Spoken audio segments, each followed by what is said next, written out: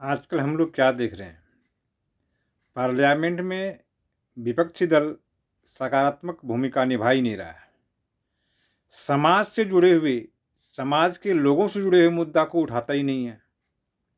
जो मुद्दा ही नहीं है, उसी मुद्दे पर फोकस करके पार्लियामेंट में बोलता है, पब्लिक मीटिंग में भी बोलता है। अब पब्लिक भी हम लोग कैसे बेवकूफ़ हैं, उन्हीं के झांसे में आ जाते हैं। आज पब्लिक का मुद्दा क्या है? अभी बजट पास हो रहा था।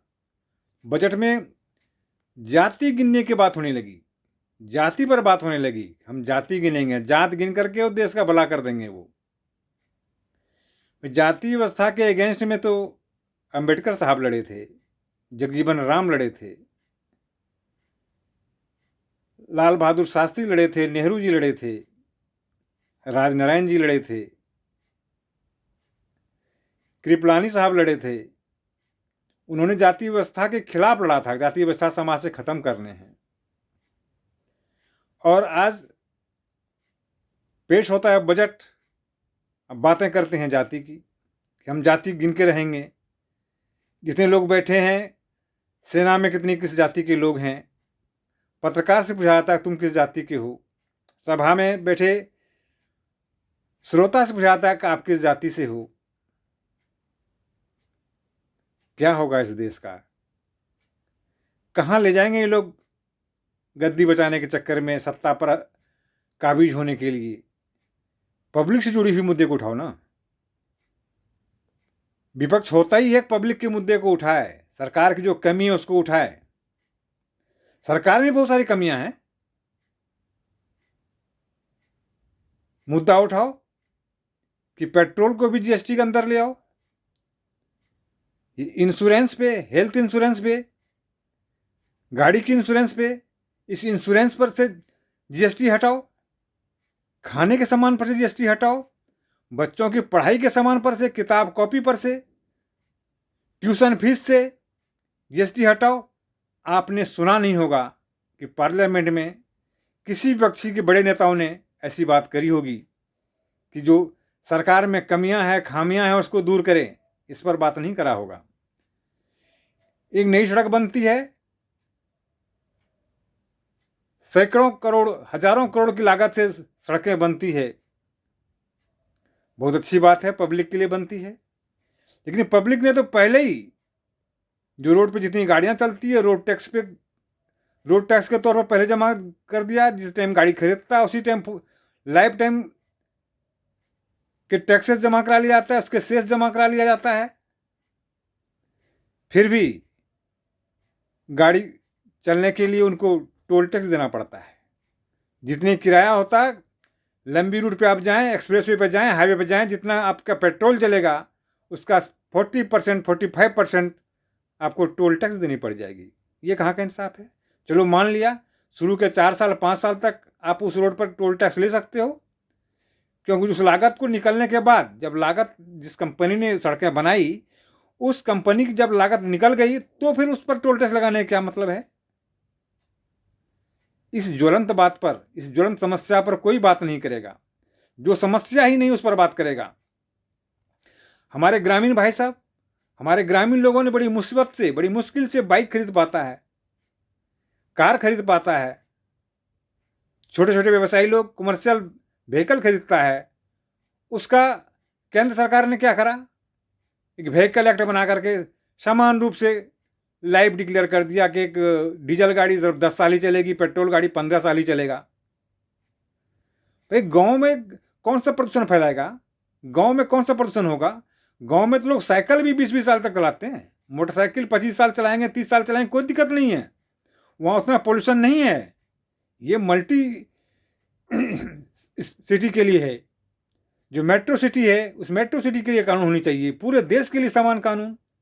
15 साल में कार, 15 साल में बेचारे गांव की 25, 30, 40 हज़ार किलोमीटर नहीं चल पाती, जबकि कार की कैपेसिटी होती है 4 लाख 3 लाख किलोमीटर तो चल सकती है, अगर सही से उसका सर्विसिंग करा जाए। उस बात पर किसी ने कुछ आपत्ति नहीं जताई। किसी ने नहीं कहा कि भाई व्हीकल एक्ट में सुधार करो और गाड़ियों की जो 2 तरह से कैटेगरी बनाओ, एक ग्रामीण इलाके का अलग हो, शहरी इलाकों का अलग हो। ऐसा कुछ नहीं किया। जीएसटी पर बातें नहीं कर रहे हैं लोग। बात कर रहे हैं जाति। भाई जाति गिन करके समाज को जाति में बांट करके तो क्या हासिल कर लोगे? क्या हासिल हो जाएगा? ऐसे समाज का विकास हो जाएगा? राष्ट्र का विकास हो जाएगा? बिल्कुल नहीं होगा। तुम्हें समाज का विकास करना ही नहीं है, तुम्हें सिर्फ सत्ता पे काबिज होने हैं। इसलिए तुम समाज को बांटने की बात करते हो। तुम संविधान उछालते हो संसद भवन में, विधानसभा में, लेकिन संविधान का तुम कदर नहीं किया। संविधान को किसने बोला? संविधान को किसने बदला? अरे संविधान को तो कई मर्तबा बदल दिया, 300 बार बदला गया संविधान को। संविधान का तो मेन जो प्रॉब्लम होता है वो भी बदल दिया गया 1975 में। पंथ निरपेक्ष को धर्मनिरपेक्ष कर दिया गया। बाबा साहब ने समाज में जो दबे कुचली जातियां थी, जो समाज में सही माने में उस टाइम में, आज़ादी के टाइम में कुछ जातियां थी जिनकी विकास बहुत जरूरत था, बहुत जरूरी था, उनको ऊपर उठाना, उनको आरक्षण देना बहुत जरूरी थी। उन्होंने समाज को सिर्फ 3 कैटेगरी में विभाजित किया। जो समाज के दबे कुचले लोग थे उन जातियों को उन्होंने अनुसूचित जाति में कैटेगरी वाइज करी। जो आदिवासी लोग थे उनको अनुसूचित जनजाति में बांटा गया और बाकी बचे लोगों को सामान्य जाति में रखा गया। लेकिन आज के नेता समाज को बांटना चाहता है, हर किसी को जाति में बांटना चाहता है। आज जातिवाद रहा कहाँ? बच्चे एक ही स्कूल में पढ़ते हैं, प्ले स्कूल में पढ़ा, फिर सीनियर सेकेंडरी स्कूल में पढ़ा, कॉलेज में पढ़ता है, इंस्टीट्यूट में पढ़ता है, सब साथ साथ पढ़ रहा है।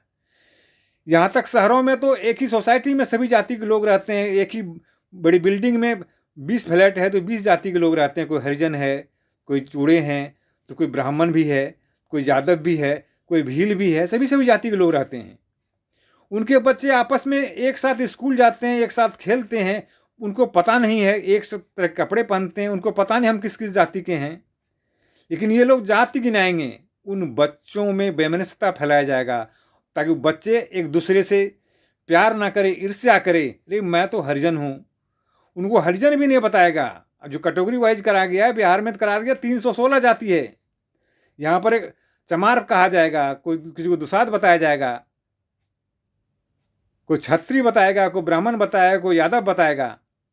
तो बच्चों में जो प्रेम भाव था, समाज में जो एक प्रेम सद्भावना थी, उस सद्भावना को खत्म करने के लिए, ताकि हमें उनको बरगला करके कि भाई हम तुम्हारे हित की बात करेंगे, तुम्हारी जाति गिन करके हम तुम्हें महान बना देंगे, तुम्हें जाति गिन करके तुम्हें सारी सुविधा दे देंगे। हम इनको सुविधा देना है नहीं, सुविधा खुद लेना है। इनको समाज को टुकड़े टुकड़े कर देनी है, समाज को कमज़ोर कर देना है, देश को कमज़ोर कर देना है। भाइयों, मैं कहूँगा आप लोग ज़रा इस बात पर गौर करिए कि जाति गिनने से देश का और समाज का विकास नहीं होगा। समाज का अगर विकास करने हैं, समग्र विकास करने हैं, तो अच्छे अच्छे प्रोजेक्ट लाओ, समाज में अच्छी अच्छी इंफ्रास्ट्रक्चर डेवलप कराओ, सही सही शिक्षा दो, और ये जितने कुरीतियाँ हैं, कुरीतियों को दूर करो।